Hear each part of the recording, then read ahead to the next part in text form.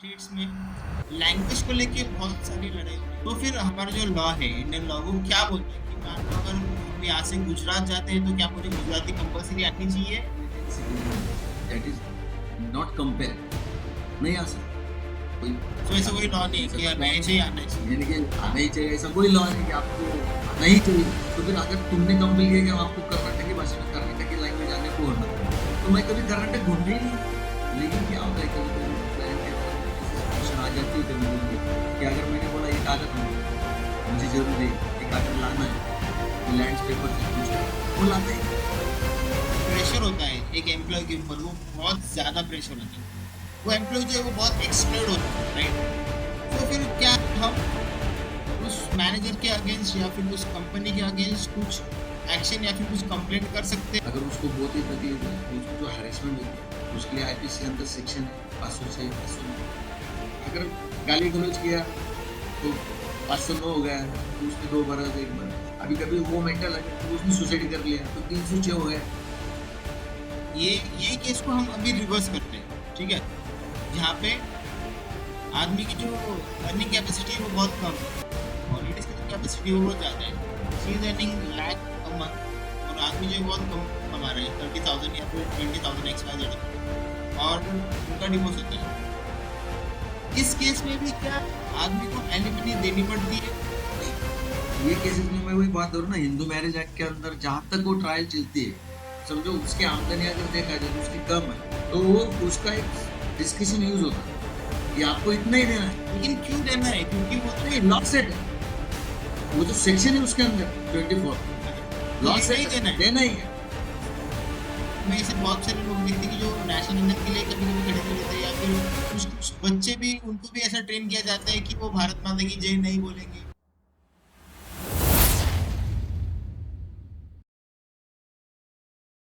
बहुत सारे ऐसे महाराष्ट्र या फिर कर्नाटका, अदर स्टेट्स में लैंग्वेज को लेके बहुत सारी लड़ाई हो रही है कि आप हमारी जो लैंग्वेज है, जो मदर टंग है, आप उस भाषा का प्रयोग कीजिए, उस भाषा में बात कीजिए। सो फिर हमारा जो लॉ है, इंडियन लॉ, वो क्या बोलता है कि मान लो अगर हम यहाँ से गुजरात जाते हैं तो क्या मुझे गुजराती कंपलसरी आनी चाहिए?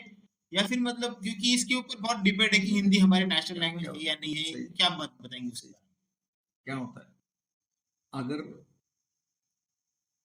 जो इंडियन सिटीजन है ऐसा नहीं कि मैं गुजरात में गया और मुझे गुजराती आनी चाहिए दैट इज नॉट कंपेयर नहीं आ सकती। कुछ दिन में वहाँ अगर रह के आया तो मैं बोल सकता हूँ लेकिन जो नेशनल लैंग्वेज है जिसे हिंदी बोलते हैं अपन तो वो तो सब तरफ होना चाहिए।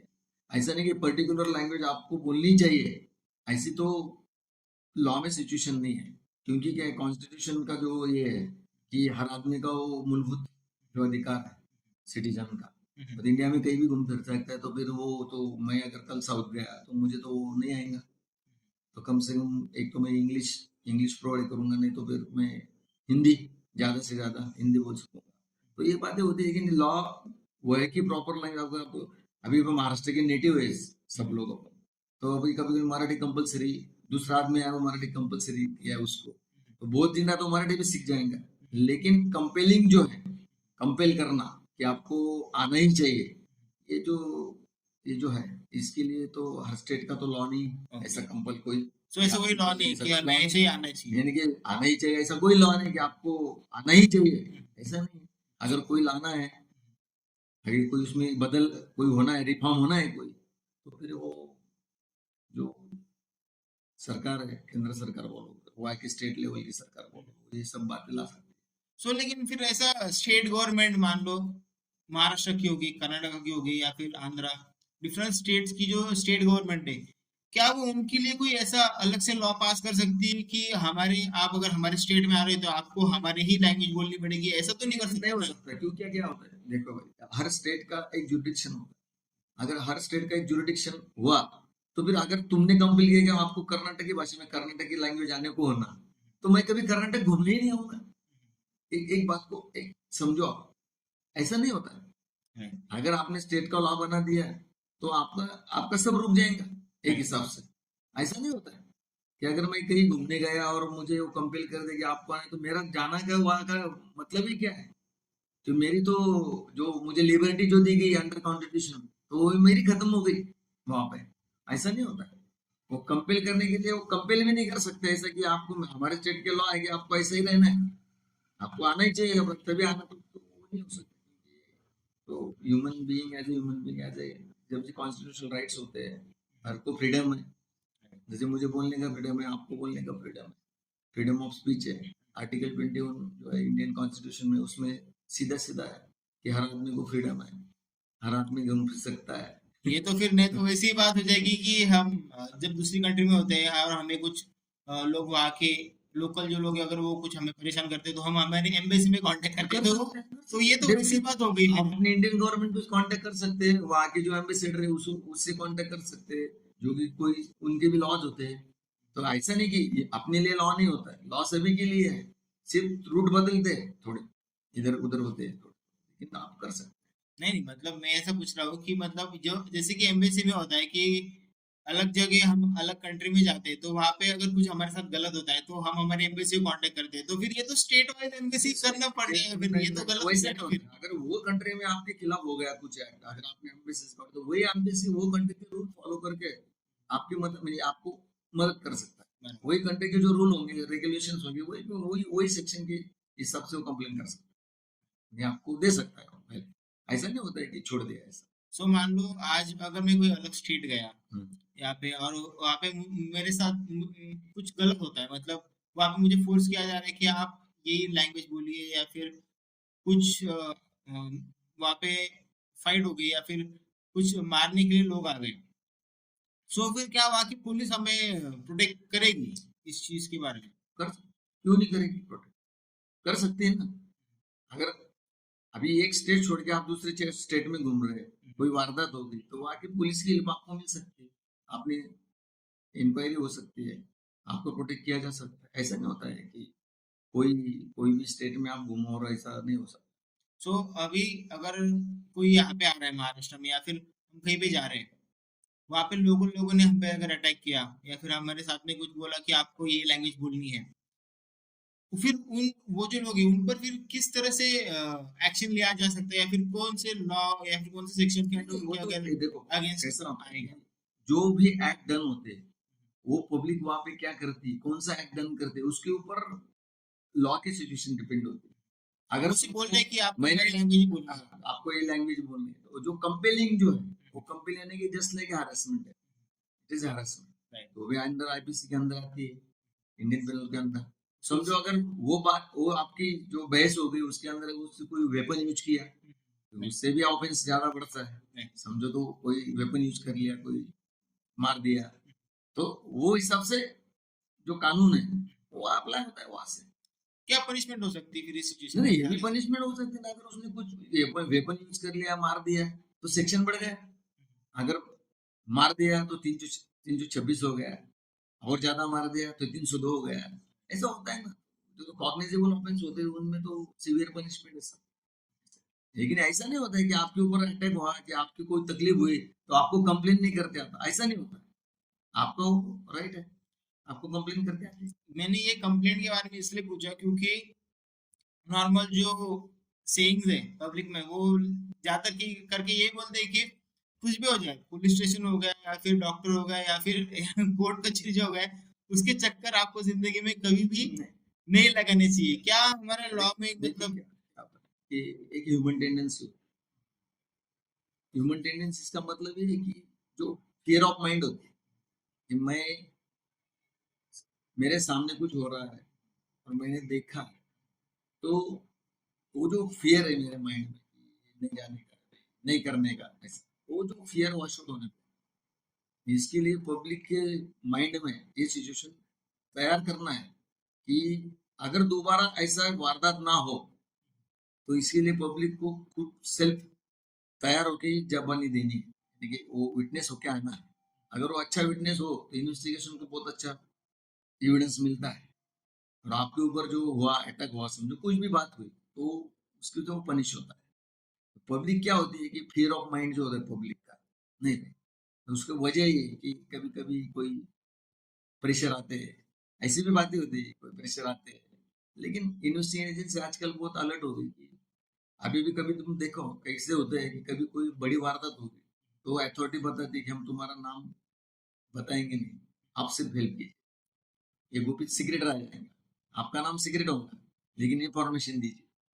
ऐसा होता है क्यों? कि उसको होना है, एविडेंस होना है उसको, कि दोबारा ऐसा ना हो, कोई सिटीजन, कोई आम आदमी, कोई कम्युनिटी को ये तकलीफ ना हो। सर लेकिन अभी आपका इतना 30+ इयर्स ऑफ एक्सपीरियंस हो गया एज ए लॉयर, आपका क्या एक्सपीरियंस रहा? मतलब लॉ जिस तरह से कुछ चेंजेस हुए लॉ में, स्ट्रिक्ट हुआ है या फिर कुछ लूज है? क्योंकि कोई भी अगर किसी को भी कुछ क्राइम करना है तो आजकल आदमी ज्यादा करके डरता नहीं है, क्योंकि अगर लॉ स्ट्रिक्ट है तो ही आदमी डरेगा, और अगर नहीं है तो फिर लोग तो कभी कभी सोचते हैं कि हम नहीं, यहाँ से कुछ ऐसा कर लेंगे, वहां से कुछ। क्या होता है अभी लॉ में बहुत डेवलपमेंट, नंबर ऑफ अमेंडमेंट्स आ गई, बहुत रिफॉर्म्स हो गए, लॉ स्ट्रिक्टली फॉलो हो गया। अगर लॉ फॉलो हो गया तो उसकी वजह से इन्वेस्टिगेटिव एजेंसी अब बहुत अलर्ट हो। पहले आदमी अगर 100 किलोमीटर निकल जाता था तो मालूम नहीं था, अभी लोकेशन पे ट्रेस होता है। Right. अगर उसने मोबाइल भी स्विच ऑफ कर लिया है तो उसके अंदर से जो है वो सब मिलता है। यानी ये जो सिक्योरिटी बढ़ी, ये जो एडवांटेज टेक्निक, जो टेक्नोलॉजी डेवलप हुई, उसके लिए इंफॉर्मेशन टेक्नोलॉजी एक्ट आ गया, माहिती तंत्रज्ञान कायदा आ गया, उसके अंदर बहुत सी डेवलपमेंट हो गई। यानी कि साइबर क्राइम जो होते हैं वो भी ढूंढ के निकालते हैं, कोई वारदातें होती है तो तुरंत इंफॉर्मेशन पुलिस को मिल जाती है, कोई व्हीकल एब्सकॉन्ड हो जाए तो तुरंत व्हीकल पकड़ा जाता है। ये जो बातें हैं, लोकेशन ट्रेस होना, उसका फुटेज, कहीं कहीं फुटेज का अवेलेबिलिटी हो गई, हर जगह फुटेज होती है। जो जो लोकल रेलवे स्टेशन बोलो, बस स्टैंड बोलो, बड़े बड़े मॉल्स बोलो, स्ट्रीट बोलो, गार्डन्स बोलो, यूनिवर्सिटीज बोलो, कॉलेजेस जो भी है, तो वहाँ पे बहुत ये जो बातें हो गई वो बहुत अलर्ट हो गई। कोई भी इंसिडेंट तो तुरंत पुलिस को इन्फॉर्मेशन मिलती है, तो अच्छे एविडेंस कलेक्ट। बट सर क्या पुलिस उतनी एक्यूरेसी से तुरंत काम करती है? क्योंकि हमको जो मूवीज में दिखाया जाता है वो बहुत ही निगेटिव पोर्ट्रे किया जाता है। तो फिर क्या लगता है आपको कि सच में पुलिस का रोल किस तरह से होता है? अगर कुछ भी सिनारियो होता है कि पुलिस 100% एक्यूरेसी से काम करती है? क्या होता है कि मूवीज में देखा ना, मूवीज जो बनती है ना तो कोई वारदात अगर हो गई उसकी एक इम्पैक्ट लेके मूवीज बनती है, एक सोच लेके, और वो दिखाना पड़ता है कैसा होता है, किसी के ऊपर अनजस्टिस हो गया तो उसको जस्टिस कैसे मिलना चाहिए, ये बात हो गई।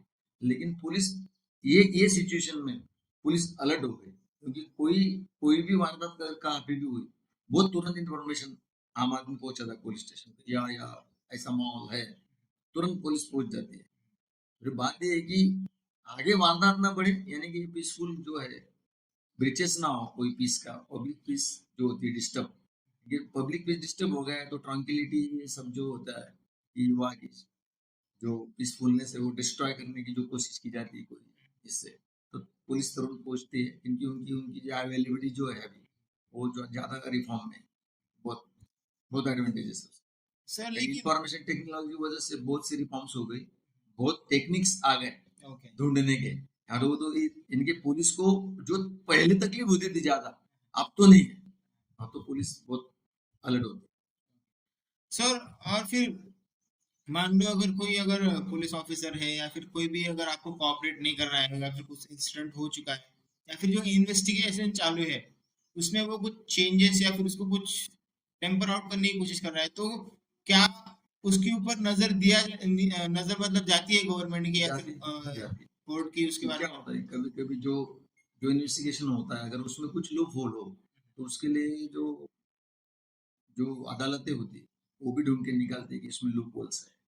जो पब्लिक प्रोसिक्यूटर होते हैं वो पढ़ते हैं चार्जशीट कैसे आते हैं, उसमें क्या लैक्यूनाज है, वो सजेस्ट करते हैं। लॉ ऑफिसर्स होते हैं ढूंढने के लिए, उसमें कौन सा सेक्शन नहीं लगाया, कौन सी गलत सेक्शन लगा दिया, क्या होना था, ये बातें वो प्रोवाइड करते हैं। वो ढूंढते हैं उसको, उसको अंदर लाते हैं। अगर छूट गया तो उसको लाते हैं। समझो इन्वेस्टिगेशन पूरा चार्जशीट आने के बाद दिखता है कि इसमें एक कलम नहीं लगाया गया, ये लगना जरूरी था, जरूरी था। अगर उसमें कोई मेडिकल सर्टिफिकेट लगाया नहीं गया तो ये लाना भी जरूरी था। तो ये चीजें वो लूप होल नहीं होता है, उसको उसको ला सकते हैं। यानी कि सर वो फिलअप हो सकता है, वो लाइक ओके। वो फिलअप होता है कि ये चेक होता है। ऐसे नहीं कि नजरिए से देखा जाए कि समझो छोड़ दिया, ऐसा पकड़ो कि छोड़ दिया, लाया ही नहीं, तो ये बातें आप तुरंत न्यायालय में लाके भी दिखा सकते हैं, और वो ला भी सकते हैं प्रोसिक्यूटर, ये बातें उसमें लाना चाहिए, आनी चाहिए। सर लेकिन कोई अगर गरीब आदमी है जिसको जिसके जो कोई एक एडवोकेट अफोर्ड नहीं कर सकता, सो फिर मैंने सुना है कि गवर्नमेंट उसको सरकारी वकील अलॉट करती है, राइट?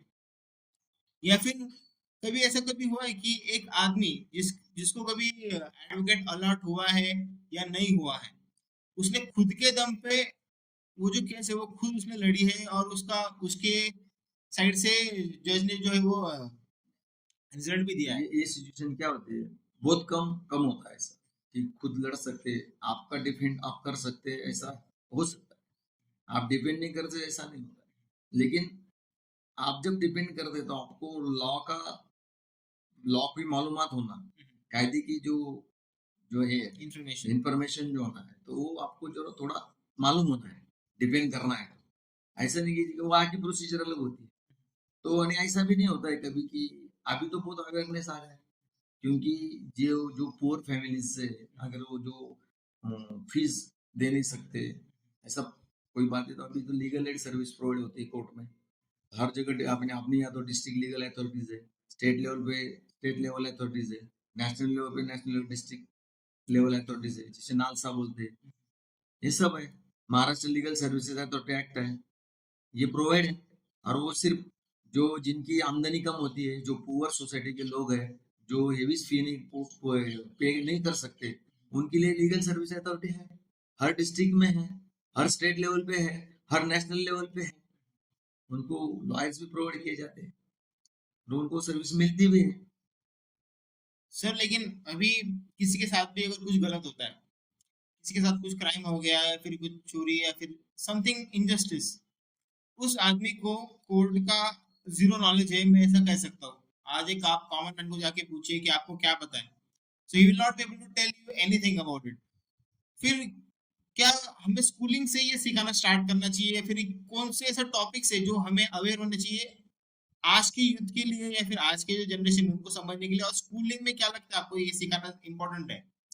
ये तो जिसे स्कूलिंग में सिखाना इम्पोर्टेंट है, यानी कि जहाँ पे एक स्टूडेंट की लेवल की रेंज बनती है, जहाँ से वो लॉ समझ सकता है, जहाँ से लॉ समझ सकता है। तो अभी अभी के जो लर्निंग जो ट्रैक चल रहा है, उसमें अभी भी इंफॉर्मेशन आने वाली है कि जो प्राइमरी लॉज होते हैं, अभी तो कोई कॉलेजेस यूनिवर्सिटीज में जो लड़के पढ़ते हैं, तो उनको मालूम है। अभी समझो पहले, अभी यूनिवर्सिटी है कोई कॉलेज है तो रैगिंग होती थी, बहुत तकलीफ होती। फिर रैगिंग एक्ट आ गया, एंटी रैगिंग आ गई, उसमें पनिशेबल। अभी तो बहुत रैगिंग, अभी देखो आप देखते हैं, अभी रैगिंग कहीं भी न्यूज सुनने को नहीं आती, जो पहले बहुत थे। कॉलेजेस में बोलो, बड़े बड़े मेट्रो सिटीज में, यूनिवर्सिटीज में, तो जो स्टूडेंट को बहुत तकलीफ होती थी, वो अभी एंटी रैगिंग आने की वजह से अभी तो क्या कहता है, वो जो स्टूडेंट जब एडमिशन लेता है तो वही उसका बॉन्ड लिया जाता है। अगर आपका कोई कंडक्ट ऐसा इशू हुआ अथॉरिटी के सामने, तो will be depart from the college. तो ये स्ट्रिक्टली फॉलो हो गया। तो ये लाना जरूरी है कि स्टूडेंट की लॉ मालूम होना एक बहुत जरूरी चीज है। वो लाना भी जरूरी है, लेकिन उसकी एक जो स्टेज लेवल है अंडरस्टैंडिंग की, वही से अगर हो जाए। जैसे अभी तो 12 के बाद लॉ की जो रिफॉर्म्स आ गई कि 5 साल का लॉ का कोर्स आ गया, पहले नहीं था, सिर्फ ग्रेजुएशन के बाद था। तो वही लाने की जो रिफॉर्म है वही है कि अगर आप 12 पढ़ के अगर लॉ को एडमिशन लेते हैं, तो आपको 5 वर्ष में बहुत से लॉज की मालूमात हो जाए। सर एक मतलब लॉयर की पावर कितनी होती है, क्योंकि ऐसा बोलते हैं कि कोई भी हो जाए उनसे झगड़ा मत करना, वो नहीं लॉयर है, तो क्या लगता है कि नहीं, लॉयर्स जो होते हैं ना, तो आपको देखिए ना, इंडिया में बड़े बड़े जितने भी लोग हैं, वो तो जुडिशरी को बहुत रिस्पेक्ट करते हैं, हम भी रिस्पेक्ट करते हैं, आप भी रिस्पेक्ट करते हैं। कि लॉ, यानी कि जो लॉयर होता है उसकी एक, यानी कि वो सिर्फ पैसे कमाने के लिए नहीं होता है, ओके। उसको एक देखना है कि नजरिया, यानी कि सोशल सोशल व्यूज होना लॉयर्स के पास। अभी सोशल व्यूज क्या होना कि वो डेफिनेटली कंट्री के लिए काम करने को, देश के लिए होना। एक समझो कॉमन मैन है, कॉमन फैमिलीज है, जिसके ऊपर कोई बात बनती है, तो उसको, यानी कि मुझे उतनी वो आमदनी नहीं है कि आप इतनी फीस मेरी पे नहीं कर सकते, फिर भी मैं आपको अच्छा एडवाइस दे सकता हूँ, आपको दे सकता हूँ कि आपको यहाँ से नहीं यहाँ से जाना है, ये ट्रैक आपके लिए सही है, ये आप चूज करो, आपको मिल जाएगा। अगर कोई डिफिकल्टी हो तो मुझे पूछो, आपको कौन सा कागज होना, कौन सी हेल्प होना है, कहाँ से उसको लाना है। तो ये बातें हो सकती है कि लॉयर जो कॉम्पिटेंस होते हैं, ऐसे बहुत हेल्पिंग होता है, यानी कि नेचर जो होता है, ऐसा नहीं कि वो एक आम आदमी है, सिटीजन है, लेकिन लॉ पढ़ने के बाद ऐसा नहीं कि मैं लॉयर हूँ तो मैं कुछ भी करूँ, ऐसा नहीं। मुझे भी बैंड है, मेरे ऊपर भी, मुझे भी लॉ अप्लीकेबल है, क्योंकि एज ए ह्यूमन बीइंग मैं भी, मुझे भी लॉ का ये है और रिस्पेक्ट है, लेकिन मैं लॉयर तो मैं कुछ भी करूँ, ऐसा नहीं हो सकता। सर लेकिन अभी कोई आदमी अगर फर्स्ट टाइम अगर कोर्ट में जा रहे हैं, उन्हें कुछ आइडिया नहीं कि क्या चलता है, राइट? एक्स वाई जेड के साथ में कुछ गलत हुआ है, और फिर क्या कुछ ऐसा, कुछ लॉयर्स में भी कुछ ऐसा होता है कि मतलब वो सिर्फ ये काम जो एक्स वाई जेड काम है, ये छोटा सा मैटर है, ये मतलब कुछ झगड़ा हो गया था, they can close it very easily, but लेकिन वो फिर भी वो मैटर को स्ट्रेच कर रहे हैं क्योंकि उन्हें वो पैसे जो है क्लाइंट से उनके मिल रहे हैं। सो क्या कुछ ऐसा भी होता है, या फिर हाउ टू जज that this is a good lawyer, या फिर हमें इनके पास जाना चाहिए? और क्या टाइप के स्कैम्स अगर हो सकते हैं लॉयर्स की फील्ड में जिनसे नॉर्मल पब्लिक बच सकती है, क्या आप जरा उनके उसके नहीं, बारे में बताएंगे? लॉयर्स की फील्ड में स्कैम नहीं हो सकता है। क्या होता है, जो भी मैटर्स आते हैं कोर्ट में, तो उनकी एक स्ट्रेंथ होती है, यानी कि जो भी वर्क चलता है कोर्ट में, वो जो प्रोसीजर से चलता है, तो ऐसा नहीं होता है कि कोई लॉयर उसको प्रोटेक्ट ना करे, कोई हेल्प ना करे। अगर मैं आपको लॉयर तो आपको हेल्प नहीं करना, आपको मुझे सर्व करना है, आपको अच्छी मालूमात देना, ये मेरी ड्यूटीज है, ये मैं मुझे फॉलो करना जरूरी है। लेकिन क्या होता है कभी कभी कि क्लाइंट के बारे में ऐसी सिचुएशन आ जाती है कभी कभी कि अगर मैंने बोला ये कागज होना, मुझे जरूरी है, ये कागज लाना है, अभी लैंड पेपर से कुछ है, वो लाते ही नहीं। हम्म, जो जो आपकी केस जिताने के लिए बोलो, आपको जस्टिस मिलने के लिए बोलो, आपको, तो वो चीज अगर आप मुझे प्रोवाइड करें तो बहुत अच्छी तरह आपको उसमें सक्सेस दे सकता हूँ मैं। कभी कभी ऐसे नेग्लिजेंस भी होते हैं कि कभी कभी उसको बार बार बोल के भी वो कागज प्रोवाइड नहीं करता है, ऐसी भी बातें होती है। कोई बात ऐसी होती है कि कभी कभी बहुत अच्छे लोग आते हैं कि तुरंत उसको बोला कि ये कागज होना, लीजिए साहब ये कागज आ गया, तो ये चीज स्पीडी होता है वो। हाँ, अगर आपके कागज जल्दी अवेलेबल जल्दी हो गए जल्दी, तो आपके लिए बहुत अच्छा है, कोर्ट का टाइम बचता है उससे। कोर्ट भी बोलता है कि जल्दी सब आ गया, चलो स्टार्ट करो। सर लेकिन आपने जो बताया कि कोर्ट में जो आप जो क्लाइंट्स है उनका कोऑपरेशन बहुत इंपॉर्टेंट है, राइट? बट जो विटनेस होते हैं, कुछ कुछ मैटर्स बहुत सीरियस होते हैं, जहाँ पे मर्डर हो गया या फिर हाफ मर्डर जैसे केसेस हो गए, और वो मैटर्स बहुत स्ट्रेच हो जाते हैं। फिर विटनेस जो है वो कभी कभी एज होते हैं, या फिर उनका जो कभी कभी उनको कुछ प्रॉब्लम हो सकता है, उनकी मेमोरी लॉस कुछ इश्यू हो सकता है, या फिर कुछ भी डिफरेंट टाइप के मैटर्स हो सकते हैं, उनकी एज ज्यादा है समझ लो। तो फिर उस सीन में क्या लगता है कि क्या होना चाहिए, क्योंकि कुछ कुछ केसेस जो है बहुत ज्यादा स्ट्रेच हो जाते हैं इस सीन में। क्या होता है, कोई कोई मैटर में जो होता है ना, आपने जो बताया कि वो विटनेस जो, क्या होता है, जहाँ से मैटर स्टार्ट होता है तो इन्वेस्टिगेटिव एजेंसी से स्टार्ट होता है, तो उन्होंने क्या कलेक्ट करना चाहिए, कैसे विटनेस लाना चाहिए, ये तो इन्वेस्टिगेशन का पार्ट हो गया। कोर्ट राइट, के सामने सिर्फ पूरा चार्जशीट आता है, बराबर। जब हम चार्जशीट लेते तो पढ़ते हैं उसको। तो मैं वही बात दोहरा रहा हूँ कि अगर फास्ट ट्रैक की जो कंसेप्ट आ गई, ये जो ट्रायल डिले होती है, बहुत साल खटले चलते हैं, अभी ये बहुत फास्ट हो गया है। फास्ट ट्रैक के बारे में एक जरा शॉर्ट में बता दीजिए, क्योंकि ऑडियंस को समझ में आएगा कि फास्ट ट्रैक क्या है। नहीं, फास्ट ट्रैक अभी जो फास्ट ट्रैक कोर्ट की कंसेप्ट जो है कि जो भी केसेस होते हैं, लेकिन निर्भया केस के बाद, निर्भया केस के बाद जो केस चली, उसके बाद जुडिशियल के रिफॉर्म्स बहुत अच्छी तरह डेवलप हो गए, और कोर्ट ने देखा कि सभी बातों में, यानी कि वही नहीं क्रिमिनल साइड में, सिविल साइड बोलो कोई भी, तो ये जो नंबर ऑफ डेज चलते हैं, सभी दावे फाटे जो केसेस, क्रिमिनल केसेस हो गए, तो उनको फास्ट किया जाए। वो फास्ट ट्रैक इसीलिए उसकी कंसेप्ट है कि जल्दी से जल्दी उसका केस चलाया जाए। बहुत साल होने के बाद वो जो मैं जो बोला कि अगर एक 60 साल का आदमी उसमें विटनेस है, अगर उसका केस ही 10 साल के बाद ओपन होगा, तो उसकी मेमोरी के हिसाब से देखा जाए तो वो जहाँ तक उसने जो भी देखा होगा वो इतना सही नहीं बता सकता। इसलिए वो जो कंसेप्ट है जो जल्दी फास्ट ट्रैक में लाया जाए, जो ऐसी वारदातें होती है उसको फास्ट ट्रैक में लाई जाती है। अभी गवर्नमेंट के से वो जो फॉलो है अभी, कि जो बड़ी बड़ी घटनाएं होती है, ऐसी जैसे कम्युनिटी के खिलाफ कोई फैमिली सपोर्ट होते हैं, कोई अटैक्स होते हैं, जो भी हो जो भी वारदातें होती है, तो उनके लिए वो फास्ट ट्रैक कोर्ट लेंगे।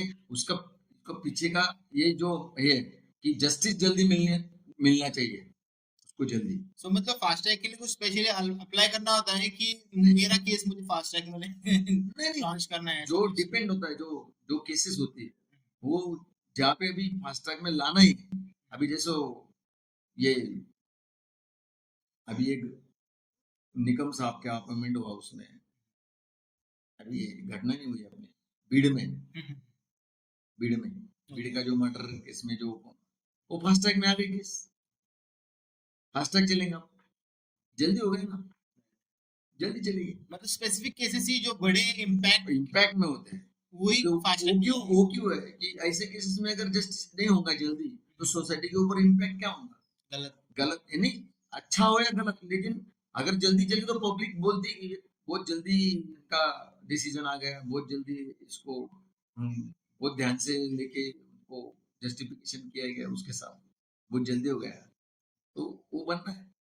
सर लेकिन आपने अभी जो बताया कि आपने एक बहुत अच्छा पॉइंट बताया कि जो हरेसमेंट होता था कॉलेज में, कॉलेजेस में या फिर, लेकिन ये जो हरेसमेंट है मैं आपको एक अलग फील्ड में मतलब भी लेके जा रहा हूँ। कॉर्पोरेट फील्ड में मतलब जो जॉब्स होते हैं, आईटी सेक्टर में जॉब हो गए, वहाँ पे जो प्रेशर होता है एक एम्प्लॉय के ऊपर, वो बहुत ज्यादा प्रेशर होता है, मतलब ट्रिमेंडस प्रेशर। और है ना, कुछ कुछ ऐसे टारगेट्स होते हैं जो कि प्रैक्टिकली नहीं होते। एक वीक में इतना काम आपको अचीव करना है या फिर आपको ये कुछ सेल करके ही आना है, वो एम्प्लॉय जो है वो बहुत एक्सप्लोइट हो जाता है, राइट? सो फिर क्या हम उस मैनेजर के अगेंस्ट या फिर उस कंपनी के अगेंस्ट कुछ एक्शन या फिर कुछ कंप्लेंट कर सकते हैं? क्योंकि वो जब हमें जॉब पे रखते हैं, they just get assigned a big document like this is the companies norms and everything. क्या कर सकते हैं इस नहीं, चीज में? ऐसा नहीं होता है, क्योंकि जहाँ पे भी आप काम करते हैं आईटी सेक्टर में काम का प्रेशर होता है, कंपनियां बड़ी बड़ी होती है, लेकिन ये नहीं है कि आप उसकी वो इसके खिलाफ आप कंप्लेन नहीं कर सकते। आप कंप्लेन कर सकते हैं क्योंकि उनके ऊपर एक कमेटी होती है, उसका एक एचआर मैनुअल होता है, एचआर जो होता है हेड ऑफ डिपार्टमेंट उसका, उसकी तरफ एक कमेटी भी होती है। अगर जब आप साइन करते हैं तो साइन करने के बाद उसमें भी लिखा होता है क्या क्या, कौन सी अगर बात गलत हो गई तो आप कहाँ पे कंप्लेन कर सकते ओके। हैं। तो समझो अभी ऐसा पकड़ो कि एक फैक्ट्री में लेबर्स काम करते हैं, तो उनके ऊपर प्रेशर है कि मेरी ड्यूटी 10 घंटे है, मेरे से मालिक 12 घंटे काम 13-14 घंटे भी करवा लेता है, ऐसा पकड़ा है। उसके लिए लेबर लॉ, अगर उसको उसका कोई डैमेज हो गया, उसका कोई डैमेज हो गया, बहुत नुकसान हो गया, तो टॉर्ट के अंदर भी वो आ सकता है। टॉर्ट क्या होता है कि एनी रॉन्गफुल एक्ट जो है, जो मैं एक जो एक्शन कर रहा हूँ फुल्ली इलीगल है, तो उसमें मेरा जो नुकसान हो गया वो नुकसान के हिसाब से मैं उसके ऊपर सिविल सूट भी दायर कर सकता है। कितना पनिशमेंट होता है फिर, मतलब ये जेल? तो अलग अलग है ना, फैक्टर्स अलग अलग है ना। अगर गाली गलौज किया तो 509 हो गया, तो उसमें 2 बरस 1 बरस ऐसा, जो भी मेंटल हैरेसमेंट जो प्रेशर है उसके। मेंटल हजार का कोई यूज किया, अभी कभी वो मेंटल हजार में उसने सुसाइड कर लिया तो 306 हो गया, वो भी ये भी पनिशमेंट हो गया एक। जहाँ पे भी एविडेंस की बात अलग रखो आप, लेकिन आप कंप्लेन नहीं कर सकते, ऐसा नहीं हो सकता। आप कंप्लेन कर सकते हैं, उनका मैनुअल होता है, उनके ऊपर कमेटी होती है, और वो कमेटी के बावजूद भी लॉ होता है। सो लेकिन अभी XYZ कंपनी है, उसका जो HR डिपार्टमेंट हो गया या फिर आपने जो कमेटी बताई, कभी कभी वो जो कंपनी, उनके जो हायर डिपार्टमेंट है, उनके ऊपर से उनको प्रेशर होता है कि नहीं, हमें ये प्रेशर जो है वो देना ही चाहिए क्योंकि हमारी कंपनी को ऐसे तो ग्रो करना है। क्या होता है, देखो, सभी जो एम्प्लॉयज होते हैं उनकी एक कैपेसिटी होती है। अभी आप 12 घंटे काम कर सकते हैं, मैं नहीं कर सकता, लेकिन क्या होता है कभी कभी ऐसा होता है कि एम्प्लॉय का भी निग्लिजेंस हो सकता है कि कोई काम अवॉइड करता है, कि होते हैं ना ऐसे, होते हैं वो तो ना। मैंने बहुत कम सिनारियों में देखा, क्योंकि उनकी टैक्टिक्स ही इतनी ऐसी होती है कि वो एम्प्लॉय को काम करने ही लगाते हैं। और क्या फिर करती है, लेकिन अगर किसी एम्प्लॉय को अगर कोई कंप्लेंट करनी है, तो फिर कोई, जैसे कि कंज्यूमर फोरम एक कस्टमर के लिए हो गया, वैसा कुछ एक अलग डिपार्टमेंट होता है कि वहां पे हम कंप्लेंट कर सकते हैं, ऐसा कुछ होता है नहीं नहीं, कॉर्पोरेट उनके इनके एम्प्लॉयज? काउंसिल जो होते हैं, उनकी जो क्या कमिटी, नाम है उसका काउंसिल का, आप मुझे मेरे ख्याल से कैसा होता है, इंटरनेशनल कंपनी होंगी तो उनको इंटरनेशनल काउंसिल होती है उनकी कमेटी के अंदर। अभी एचआर ने कोई बैड कंडक्ट किया हो, समझो आप, जो समझो जहाँ पे लेडीज काम करती है, महिलाएं काम करती है, तो उसके लिए तो लॉ है कि जहाँ वर्क प्लेस पे अगर उनकी हरेसमेंट हो, उसके लिए सीधा लॉ बना है 2013 में कि जहाँ पे राइट। भी महिलाओं के खिलाफ अगर काम के जहाँ पे वो काम करती है वहाँ पे अगर उनकी मेंटली और फिजिकल हैरेसमेंट हो गई तो POS act prevention of offences of woman का वो अगर माइनर गर्ल्स है तो उनके लिए पोक्सो है, माइनर गर्ल जो बिलो 18 जो है उनके लिए पोक्सो है। वो तो बहुत स्ट्रिंजेंट प्रोविजन है कायदे में पोक्सो की। वो तो स्पेशल एक्ट आ गया अभी निर्भया के बाद, निर्भया केस के बाद तो पोक्सो आ गया।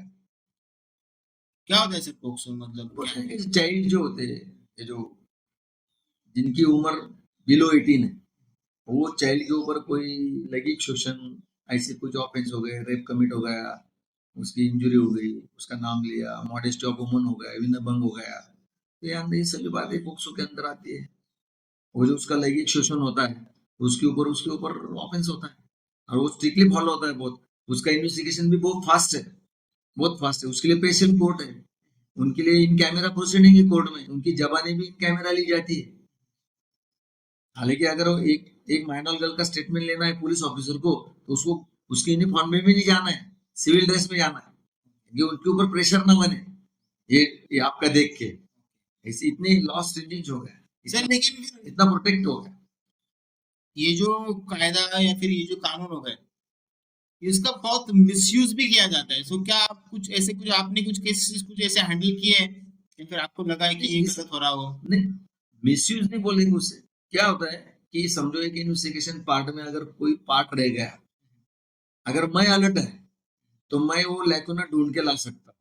ये तो हर एक की ये सोच है कि मिसयूज करना, कि अगर मैंने कुछ मिसयूज किया तो वो भी एक ऑफेंस है। अगर जो बात मैं बताना चाह रहा हूँ अगर वो मैं सही में गलत ही बता रहा हूँ तो मेरे हिसाब से तो वो गलत ही है। लेकिन वो मिसयूज का जो इंटरप्रिट है, तो मिसयूज जिसे बोलते हैं कि कोई चीज छिपाई, कोई बात लाई नहीं कोर्ट के सामने, ऐसा पकड़ो कि मैंने छुपाया, लेकिन वो बातें आई जाती इन्वेस्टिगेशन के अंदर कि ये लूप होल हो गया, ये इन्हें छुपाया, ये फैक्ट सप्रेस किया गया, ये लाना जरूरी था, तो ओपन हो जाता है। सर लेकिन अभी हम जो देखते हैं कि डिवोर्स रेट्स जो है वो बहुत ज्यादा बढ़ चुके हैं। इंडिया ही एक ऐसा कंट्री है जहाँ पे अभी तक मान लो कि वर्ल्ड के अकॉर्डिंग कम डिवोर्स रेट्स है, लेकिन हमारे इंडियन कल्चर के अकॉर्डिंग बहुत ज्यादा डिवोर्स रेट्स हमें लग रहे हैं, क्योंकि इंडिया में डिवोर्स नाम का पहले वर्ड ही नहीं था ज्यादा करके तो मैंने। और इसके लिए ये जो डिवोर्स होता है, मेन जो है उनके साथ में बहुत गलत होते दिख रहा है, क्योंकि डिवोर्स अगर हो रहा है, आदमी की इनकम है 30,000 रुपीज पर मंथ, राइट? और जो लड़की है वो भी पढ़ी लिखी है और she can also earn, but अभी वो जॉब नहीं कर रही, बट वो एजुकेटेड है, राइट? लेकिन अगर उनका अगर डिवोर्स होता है, XYZ लड़की बोल रही है कि नहीं आप अलग जगह पे जाके रहिए, या फिर XYZ सिटी में जाके पेरेंट्स से अलग जाके रहना है, लड़का नहीं बोल रहा है, और इस बात में लड़की जो है वो डिवोर्स मांग रही है, राइट? ये डिवोर्स फाइल हो गई, फिर भी फिर लड़के को फिर एलिमनी क्यों देनी पड़ती? क्योंकि इस सिचुएशन में लड़की भी पढ़ी लिखी है, और वो जो लड़की है वो, उसके पास जो एजुकेशन डिग्री है वो उसके बेस पे वो जॉब भी कर सकती है, राइट? क्या आप बताएंगे सर क्या इसमें? जब लॉ की रिफॉर्म्स आ गई ना तो एक लॉ सेट हो गया कि जिसे हम डिजर्ट करते हैं वाइफ को, अगर वाइफ नहीं आ रही जो डिजर्शन बोलते हैं, इतने साल से उधर है ऐसा, तो उसके लिए एक लॉ है कि उनको आपको एलिमनी देना है। डेफिनेटली मैन के लिए तो नहीं है, डेफिनेटली नहीं अभी तक। लेकिन आपने जो बात हो रही है कि अगर वो बहुत एजुकेटेड है, वो कमा सकती है। अभी कई कई जजमेंट से आ रहे हैं कि अगर उसकी अपनी कैपेसिटी, उसका क्वालिफिकेशन, ये बातें अगर देखी जाए तो ये एबल है, ये एबल टू जो खुद का ये कर कर सकते सकती हैं। है। तो कोई जजमेंट्स ऐसे होते हैं कि कोई कोई जजमेंट्स अभी आएंगे, लॉ में रिफॉर्म आएंगी, शायद अभी तक इतना कंफर्म नहीं आया, लेकिन अभी कभी कोई जजमेंट्स आते हैं कि भाई उसकी अर्निंग कैपेसिटी बोलो, उसका एजुकेशन का नेटवर्क बोलो, बहुत एजुकेशन एजुकेटेड है तो उसकी अपनी कैपेसिटी वो कमा सकती है, ऐसे भी जजमेंट्स आते हैं।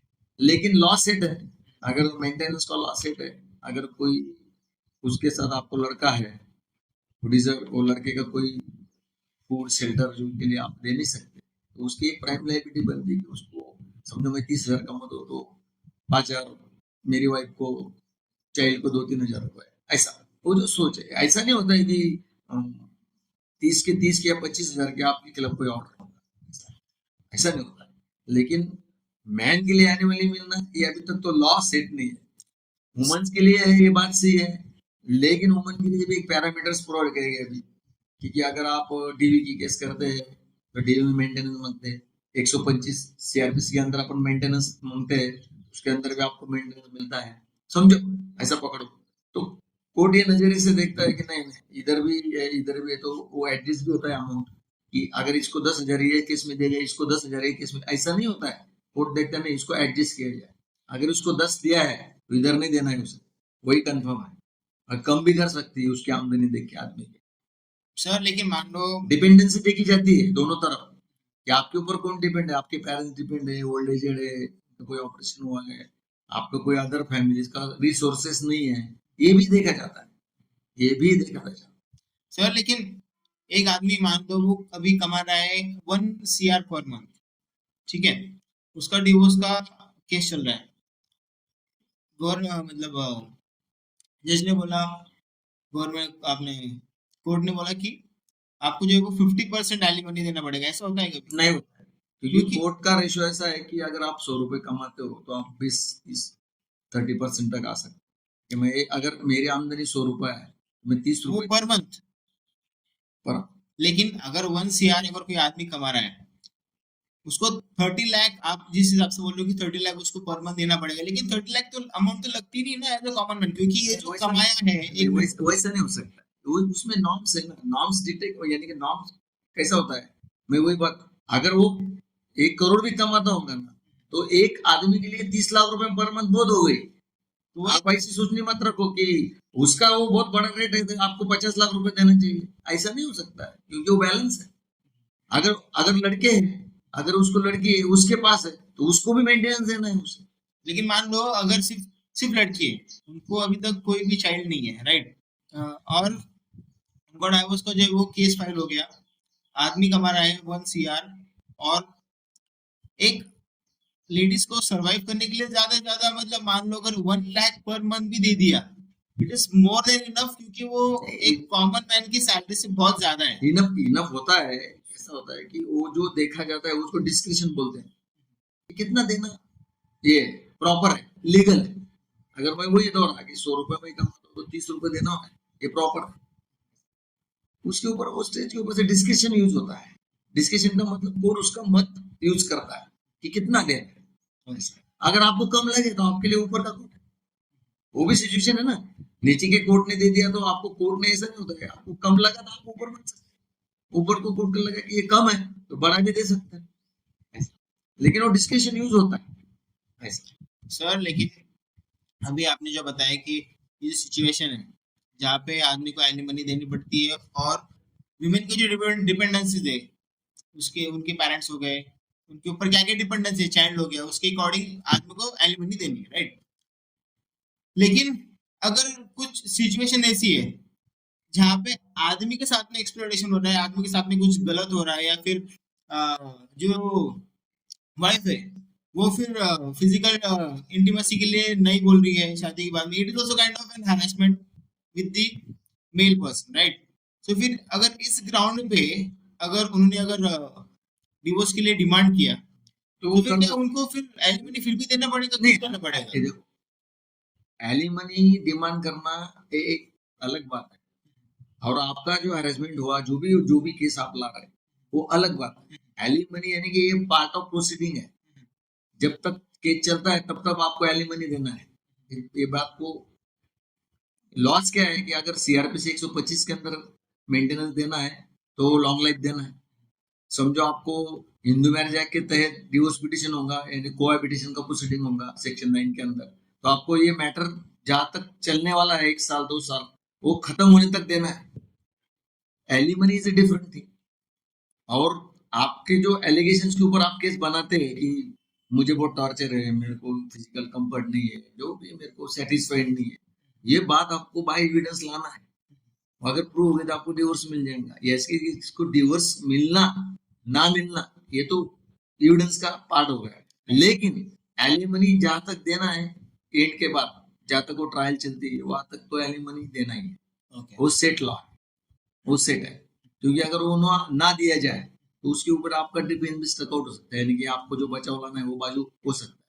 लेकिन कोर्ट वो कंसिडर करता है कि दे रहा तो फिर वो चलती है, लेकिन alimony is the part of proceeding.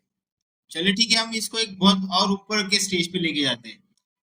XYZ celebrity है, बहुत पैसा है उनके पास में, they are playing in crores, ठीक है। उनकी जो वाइफ है, she is also having lot of wealth, कोई प्रॉब्लम ही नहीं, मतलब उनको पैसे की तो कोई चिंता रहती नहीं है।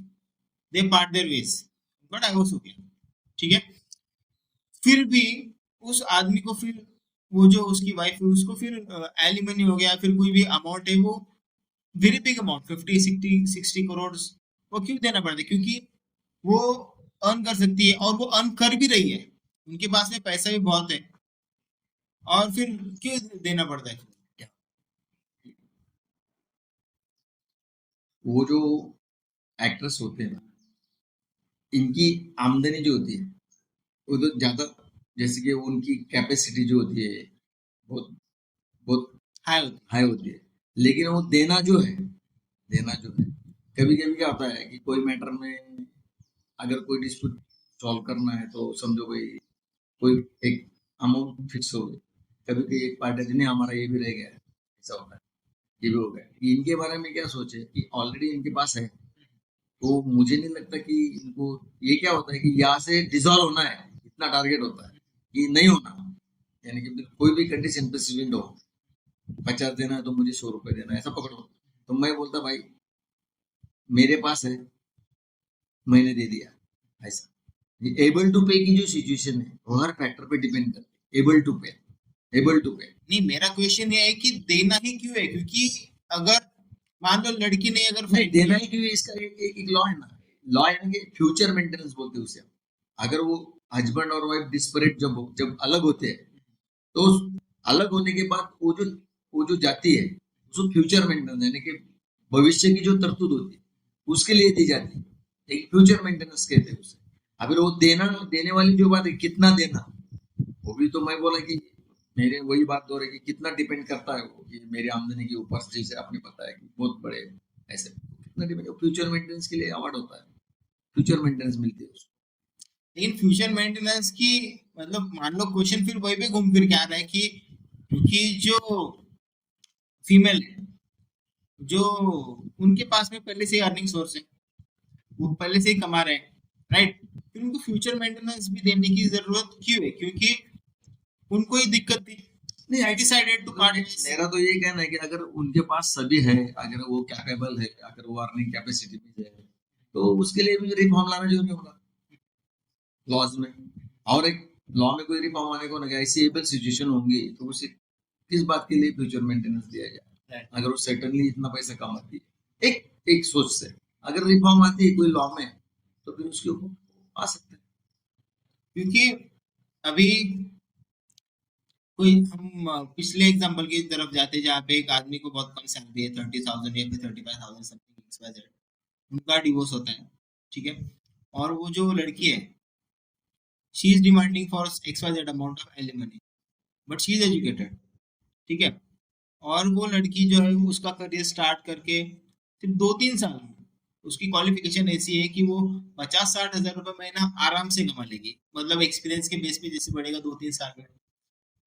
सो फिर क्या आपको नहीं लगता कि मतलब उनको फिर उस टाइम तक ही एलिमनी देना ठीक रहेगा, या फिर 2 साल तक, या जब तक, क्योंकि कुछ चेंजेस आने चाहिए लॉ में, या फिर आने चाहिए, क्या लगता है फिर आना आपको, क्या चाहिए। किस तरह से चेंज आने लगता है चाहिए? कि अगर वो अगर अर्निंग कैपेसिटी में आ जाए, तो जहां तक वो अर्न नहीं है, जहां तक वो कमाती ही नहीं है, तो वहां तक तो देना मुसाफिर है, यानी कि वो ठीक। प्रॉपर है। लेकिन अगर वो कमाने लग जाए अच्छी तरह से, इससे बेटर, तो यहाँ तक जो अगर लॉ सेट हो गया, यानी कि लाया गया, तो फिर ये बंद ही होने चाहिए। अगर वो बहुत ज्यादा कमाती है तो जब तक जहां से कमाती नहीं वहां तक देना तो है। क्या होता है कभी कभी कि वो अच्छा एजुकेशन पाके भी अगर सर्विस में ना हो, तो उसको कोई सोर्स नहीं, वो लेडी को कोई सोर्स नहीं, तो उसको देना तो जरूरी है। ऐसे कोर्ट भी बोलते हैं कि वो आदमी कहाँ सर्विस में, ठीक है क्वालिफाइड, जब जब लगेंगे, जब आपने जो बात जो है कि अगर वो लग गई, उसके बाद आप बता सकते हैं कि मेरे से ज्यादा ये आमदनी उसको काय को मेंटेनेंस होना, अर्निंग कैपेसिटी ज्यादा है, तो वही सबसे हो सकता है। सो ये केस को हम अभी रिवर्स करते हैं, ठीक है, जहाँ पे आदमी की जो अर्निंग कैपेसिटी वो बहुत कम है और लेडीज की जो कैपेसिटी वो बहुत ज्यादा है। She is earning lakh a month और आदमी जो है बहुत कम कमा रहे हैं, 30,000 या फिर 20,000 एक्स वाई जेड अमाउंट, और उनका डिवोर्स होता है। इस केस में भी क्या आदमी को एलिमनी देनी पड़ती है? नहीं, ये केसेस में मैं वही बात करूँ ना, हिंदू मैरिज एक्ट के अंदर जहां तक वो ट्रायल चलती है, समझो उसकी आमदनी अगर देखा जाए तो उसकी कम है, तो वो उसका एक डिस्कशन यूज होता है कि आपको इतना ही देना है। लेकिन क्यों देना है? क्योंकि वो तो नहीं, लॉ सेट है, वो जो सेक्शन है उसके अंदर 24 हाँ, लॉ तो सेट नहीं देना है। देना ही है हाँ, ये बात है। और अगर वो सर्विस में है, उसकी वाइफ अगर सर्विस में है, तो मेंटेनेंस नहीं देना है, ओके। मेंटेनेंस नहीं देना है। लेकिन जब डिसॉल्व होगा मैरिज, तो कुछ तो भी उनका अमाउंट एक फिक्स होता है कि वो आदमी को ही देना है। आदमी को देना है। कभी कभी ऐसी बातें में, कभी कभी ऐसे मैटर्स में होता है कि देने की जरूरत नहीं पड़ती, कभी कभी नहीं होता है कि छोड़ दो, मैं नहीं लेती फ्यूचर में, ऐसा भी होता है कभी कभी। बट फिर और ऐसा कितने दिन अलग रहे, और कितने दिन अलग रहने के बाद अगर सोचा गई कि जानो अभी नहीं, ऐसा नहीं हो सकता, मुझे नहीं लेना है फ्यूचर में, तो नहीं ले सकते। लेकिन अगर कोर्ट पूछता है उसको क्या दिया, हाँ लड़के होगा, अगर लड़का लड़की तो कुछ तो भी उनका एजुकेशनल कैरियर बोलो, कोई उसका वेलफेयर बोलो, उसके लिए तो देना। सर भी, लेकिन आपको नहीं लगता फिर कि लॉ में इसके लिए कुछ चेंजेस आने चाहिए या फिर कुछ लॉ जो है वो बैलेंस्ड होना चाहिए? ऐसा नहीं बोल रहा मैं, क्योंकि जिसके साथ भी इंडस्ट्री हो रहा है। तो बैलेंस होना चाहिए ना, डेफिनेटली लॉ में चेंजेस होना चाहिए डेफिनेटली, क्योंकि अगर सही में उसके ऊपर इंजस्टिस हो रहा तो। लेकिन वो अगर ये नजर से भी करें तो कोर्ट भी ऐसा नहीं होता है कि ये वन साइडेड जिससे बोलते हैं, ऐसा नहीं होता है, बैलेंस देखा ही जाता है। वो जो बैलेंस होता है वो बैलेंस से होता है। लेकिन आपने जो बताया कि उसको जो सेटलमेंट का जो अमाउंट है, अगर लड़की भी मांग ही रही है, इवन दो शी इज तो कम ज्यादा होती है ना, वही वही दोहरा रहा हूँ ना। अगर मैं, वो अगर लाख रुपए कमा देंगे, मेरा 30,000 रुपए सैलरी, तो मैं मेरे हिसाब से कोर्ट को बताऊंगा मैं इतने ही दे सकता है। अगर लेकिन उसको ये तो मेंटेनेंस नहीं, देना ही क्यों नहीं है? नहीं देना क्यों नहीं, उसको मेंटेनेंस देना है। क्योंकि मेंटेनेंस क्यों देना यही है, बोल रहा हूँ मैं कि फ्यूचर मेंटेनेंस जो है उसका, अगर फ्यूचर मेंटेनेंस का कोई रिफॉर्म आ गया तो बात अलग है। कभी कभी मैं बोला कि छोड़ भी देती है, नहीं लेना, नहीं लेना है, और लाना जरूरी है। क्या एक कॉमन मैन, अगर उसको लग रहा है कि ये जो है वो गलत हो रहा है, जैसे कि अभी मुझे लग रहा है कि ये जो चीज है वो गलत हो रही है, ठीक है, हम क्या इसके लिए कुछ चेंजेस के लिए कुछ कर सकते हैं, या फिर कोर्ट में या फिर लॉ में कुछ चेंजेस आने के लिए लॉ कुछ रिक्वेस्ट कर सकते हैं या फिर कहीं कम्युनिटी, पे? अभी अभी सोसाइटी एट लार्ज है, कम्युनिटी बहुत बड़ी है, अगर ला सकते हैं। अगर ये क्या रिफॉर्म प्रोसेस क्या है आपको उसकी? सुझाव करना है तो आप भेज सकते हैं स्टेट गवर्नमेंट को, केंद्र सरकार को भेज सकते हैं, सब लिख के। किसको इसमें भेजना, रिफॉर्म आना मतलब जरूरी है। सीएम साहब को भेजना पड़ता है? मैंने कायदा इनको भेजो ना, केंद्र सरकार को। जो विधेयक होते हैं, जो बिल वहां से, जहाँ से संसद में बिल पास होते हैं, वहां से आप एक रिकमेंडेशन भेजो कि ये इशू जो है आजकल देखना जरूरी है, तो लॉ ऐसे ही बनता है। राइट। अगर जो ज्यादा इशू हो गए उसके ऊपर लॉ बनता है। अगर इशू ध्यान में आते कि ये बढ़ गया, तो इसको कहा तो भी प्रोटेक्ट करना है, कहा तो भी उसको लाना है पब्लिक के लिए, सेफ्टी के लिए, जो भी है। इससे बहुत बातें हो गई। लेकिन क्या वो इतना सीरियसली वो देखते लेते हैं? हैं, लेते हैं। जो जैसे अभी जो भी बिल पास होते थे उसके अंदर सब लिया जाता है, ओपिनियन लिए जाते हैं ना, तुम्हारा क्या, इनका क्या, मेरा क्या। तो ओपिनियन जो आते हैं पब्लिक में से, और जो गवर्नमेंट होता है, अपोजिशन लीडर होते हैं, जो सत्ताधारी होते हैं, उनकी सब बहस होती है, इसलिए होती है कि राइट। भाई ये लाना जरूरी क्यों है, लाना बहुत है कि किसका फायदा क्या है, उसका नुकसान क्या है, ये बातें हैं ना। आम आदमी भी ला सकता है, देख रिकमेंडेशन दे सकता है। अगर मान लो कोई आदमी चाहता है कि वो एनोनिमस रहे, कि मतलब उसका नाम सामने नहीं आना चाहिए। नहीं, ये देखो, जो रिफॉर्म लाना है उसके लॉ सामने लाने की, उसका नाम सामने लाने की जरूरत नहीं ना। वो खुद लिख सकता है ना। अगर मुझे कुछ बताना है तो मुझे राइट नहीं क्या बताने का, मुझे तो राइट है ना, मैं बता सकता ना, एज ए सिटीजन मुझे राइट है ना।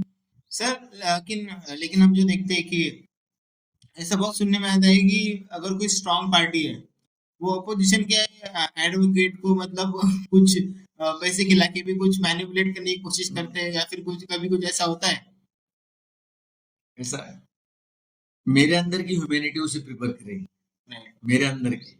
अगर मैं आपका काम कर रहा हूँ तो बहुत, मुझे आपके आपको कितना सेटिस्फाई करना है, आपको कितना ज्यादा से ज्यादा मैं दे सकता हूँ।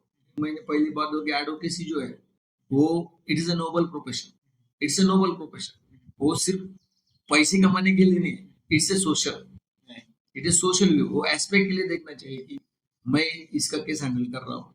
ऐसा नहीं होता है कि मैं केस हार जाऊँ, मैं केस जीत जाऊँ, लेकिन मैं ये जरूर रख सकता हूँ कि अगर मैं हार भी गया तो ऊपर के कोर्स में आपको न्याय दिला सकता लेकिन हूँ। ये आपने सोच जो होना है, ये सोच होना है।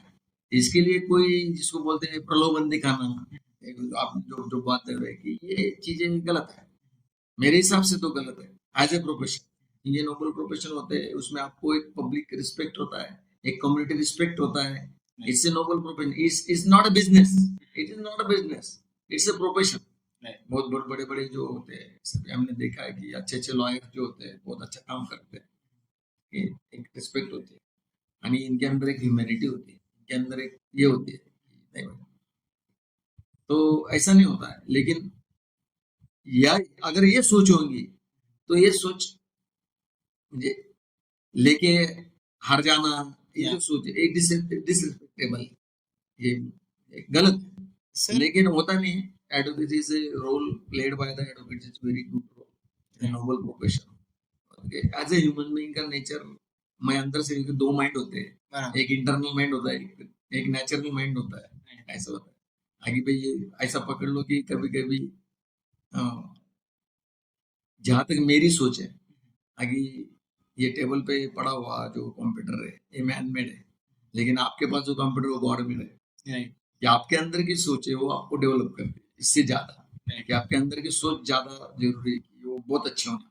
नहीं, मैं जो प्रोफेशन करता हूँ मुझे उसी में मैं सेटिस्फाइड हूँ, मैं जितना दे सकता हूँ उतना अच्छा पेपर मैं दे सकता सर आपने अभी जो बताया कि ऑनेस्टी ह्यूमैनिटी ये बहुत मैटर करती है, बट अगर एक्स वाई जेड केस है जहाँ पे हमें पता है कि इस आदमी ने मर्डर किया है फिर क्राइम किया है और आपको पता है वो, और वो क्लाइंट आपके पास आता है, आपको समझ गया कि यही आदमी ने सब कुछ किया है, फिर भी ये खुद को डिफेंड करने के लिए और ये बहुत बड़ा कल्प्रिट है, तो क्या कभी ऐसा होता है कि एडवोकेट जो है वो नहीं बोल देते उनको, या फिर क्योंकि उनको तो खुद को पता चल गया, फिर उस व्यक्ति को डिफेंड करने का क्या फायदा है फिर? हूँ। अगर वो एक एड पे डिपेंड नहीं होता है ना, समझो उस मैंने अगर आपने नहीं बोल दिया तो ऐसा नहीं होता है कि कोई दूसरा एडवोकेट ना बोल दे, दूसरा एडवोकेट ना बोल दे, वो केस ले सकते हैं, हैंडल कर सकता है उसका मैटर। ऐसा नहीं कि अगर देखो ये फेथ होता है, अगर आप मेरे पास आए, मैंने वो काम वो ढंग से नहीं किया, यानी कि जो सच्चे में करना चाहिए, अगर आपको पसंद नहीं आया तो आपको क्या कंपेल है कि आप मुझे ही काम दो। नहीं। अभी जो जो लाइन में जो बहुत शॉप्स है, अगर कंपेल है कि मैं यही से वो शॉप्स में से मान लूं, मुझे कंपेल नहीं, वैसा आपको भी नहीं है, आपको फ्रीडम है। अगर मेरा काम सही नहीं हो रहा, you tray change the track, engage the another. लेकिन अगर ऐसे कोई उस व्यक्ति ने बहुत एक इंटेलिजेंट वकील को हायर कर लिया और उनने वो केस जीत भी लिया, सो क्या लगता है फिर आपको, क्योंकि सामने वाली जो पार्टी है वो ज्यादा एक्सपर्ट वकील जो है वो उसको अफोर्ड नहीं कर सकते, या फिर कुछ ऐसा गलत हो गया? अगर देखा जाए वो इंटेलिजेंस को हायर किया जाए, वो जो बात है, लेकिन मेरी सोच यहाँ तक है कि यहाँ से वो आदमी जो होगा, अगर वो हार भी गया तो उसके लिए एक कोर्ट नहीं होता ओके। है। अगर आपका कोई डिसीजन, कोर्ट क्या होता है, उसका डिस्क्रिप्शन होता है, इसलिए उसको गलत नहीं कर सकते। वो डिस्क्रिप्शन है कि मुझे लगा कि मेरे को ये ब्लैक कलर पसंद है, आपको लगा मेरे मुझे व्हाइट पसंद है। डिस्कशन के मेरे सामने जो है मैंने ओपन कर दिया, लेकिन आपके लिए एक कोर्ट नहीं है, आपके लिए है ना कि ये गलत, नीचे का फैसला मुझे मंजूर नहीं तो मैं ऊपर के कोर्ट में जाकर उसको ये करूँ, चैलेंज करूँ। बराबर। अगर आपको सही सोच में, अगर ऊपर के कोर्ट में समझो नीचे कोई बात रह गई, अगर वो लाई गई नहीं, तो आपका डिसीजन रिवर्स भी हो सकता है। और ये जो ऊपर कोर्ट है, जहाँ से आपको, जहाँ तक आप स्ट्रगल कर सकते हो वहां कर सकते हो। ऐसा नहीं कि आप वहां से कॉम्पेंसेशन, ये बोलो इसको, ये क्या बोलते हैं उसे, पे नहीं कर सकते। तो मैंने पहले दौरा कि आपके लिए लीगल एड है, उसके लिए भी एडवोकेट एंगेज होते हैं, लीगल कमिटीज होती है, उसके अंदर लॉयर्स होते हैं, बहुत से फैसिलिटीज है उसमें। बट एक बहुत बड़ा क्राइम हो जाता है जिसके ऊपर लोग भड़क चुके हैं, जैसे कि अभी पहलगाम में बहुत बुरा हुआ, बहुत लोग भड़क चुके हैं, या फिर कोई दूसरा कोई क्राइम जहाँ पे पब्लिक को कंट्रोल करना बहुत डिफिकल्ट हो रहा है, उस सिचुएशन में वो केस जो है वो उससे पहले हैंडल किया जाता है, राइट? और ये जो आदमी है, जो कॉमन मैन है, इसका जो केस है वो एक अलग स्लो स्पीड से अभी भी चल रहा है। तो क्या आपको लगता है कि ऐसे अलग उसे कोर्ट्स होने चाहिए, या फिर मतलब इमीडिएट मैटर के लिए अलग, या फिर और ये जो नॉर्मल केसेस उसमें भी क्या, मैंने पहले बताया कि जो फास्ट ट्रैक कोर्ट की कंसेप्ट आ गई इंडिया में, तो ये बातों के लिए है कि जो जहाँ से बहुत बड़े इशू होते हैं वहां पे जस्टिस जल्दी मिलना रिक्वायर्ड हो जाता है, क्योंकि क्या होता है, पब्लिक एट लार्ज होता है, सोसाइटी एट लार्ज होती है कि बहुत से लोग समझो राइट हो गई, तो बहुत दंगा फसाद हो गए, तो इशू को जल्दी हैंडल करना है, उसकी सिचुएशन को कंट्रोल में लाना है। समझे? अगर ये दोनों बातें प्रिपेयर करती है कि अगर मैटर का ग्रीवेंस देखा जाए, मैटर को देखा जाए, तो ऐसे जो सेंसिटिव जिसे बोलते हैं, सेंसिटिव मैटर जिसे बोलते हैं, कि जिसकी वजह से लोग भड़क जाए, तो उसको कंट्रोल करके जल्दी वो फैसला लाए, इन्वेस्टिगेशन जल्दी स्टार्ट करके उसको स्टार्ट करे फास्ट ट्रैक के अंदर। और जो कॉमन मैन का केस है वो छोटा है, तो उस ऐसा भी नहीं होता है कि हमारे यहाँ कि कॉमन मैन का भी केस चलता है, रूटीन से चलता है, थोड़ा देरी होती है लेकिन चलता है। लेकिन अवेयरनेस आना जरूरी है, क्योंकि ये अवेयरनेस, मैं लॉयर है, सिर्फ मेरी रिस्पॉन्सिबिलिटी बनती है अवेयरनेस आना, ऐसा नहीं। एज ए ह्यूमन बीइंग जो सिटीजन है, अगर मैंने पहले दोहरा कि सिटीजन का भी, मैं यहाँ एक क्लाइंट को बार बार बोला तो वो डेट्स पे नहीं आता, तो तो ये क्या हो गया, ये तो प्रोलॉन्ग हो गया मैटर, समझो। अभी वो डेट्स पे आ गया तो कभी कभी कोर्ट रहता नहीं, कभी कभी एडवोकेट भी मार गिर गया, ये बातें छोड़ दो, लेकिन अवेयरनेस ये दोनों तरफ से है। सीरियस कोर्ट के पास भी अवेयरनेस है, कोर्ट भी देखते हैं कि इनका मैटर जल्दी चलना चाहिए, जल्दी मटेरियल आ गया तो जल्दी चल जाएगा, जल्दी कोऑपरेशन हो गया तो जल्दी चलेगा, विटनेस जल्दी आ गए, डॉक्यूमेंट्स जल्दी आ गए, तो ये बातें बहुत प्रेफर करती है, जल्दी होता है। मतलब इन शॉर्ट, हमें ऐसे बहुत सारे लोग देखते हैं कि जो नेशनल एंथम के लिए कभी कभी खड़े नहीं रहते, या फिर कुछ कुछ बच्चे भी, उनको भी ऐसा ट्रेन किया जाता है कि वो भारत माता की जय नहीं बोलेंगे।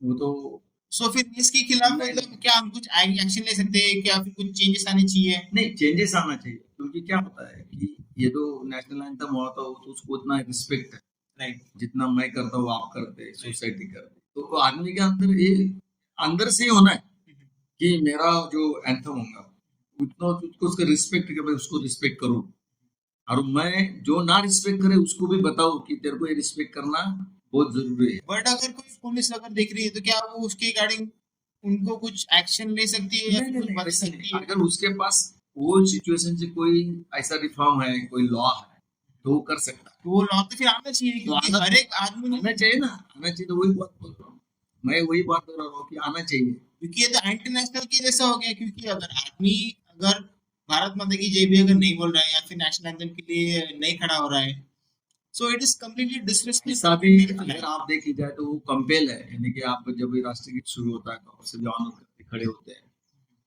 बहुत रिस्पेक्ट करते हैं, तो ये मैं वही बोल रहा हूँ कि as a human, as a अपना जो सिटीजनशिप है कंट्री की, उसके लिए भी जो जिन जिन चीजों को आप रिस्पेक्ट करते हैं उनको रिस्पेक्ट लाना बहुत जरूरी है। अगर जो ना करते हो, समझो जो लोग नहीं करते, तो उनके लिए भी तो कुछ तो भी लाना चाहिए। मतलब इन शॉर्ट, हाँ, पुलिस डायरेक्टली उन पर कुछ नहीं एक्शन नहीं डायरेक्टली ले नहीं ले सकती। सकते, हाँ, ये बारे में अगर वो कुछ गलत कहे, हाँ। ऐसा कुछ गलत कहे तो फिर ला सकते हो, ये यानी कि फिर वो ऑफेंस होगा, राइट। कुछ तो भी बोल गए तो ऐसा नहीं चलेगा, तो वही मतलब यानी कि वो है। Thank you so much sir, आपने इतना आपका वैल्यूएबल टाइम दिया और आज अपनी इतनी सारी इंफॉर्मेशन हमें शेयर की। So much sir, thank you so much for coming. सही।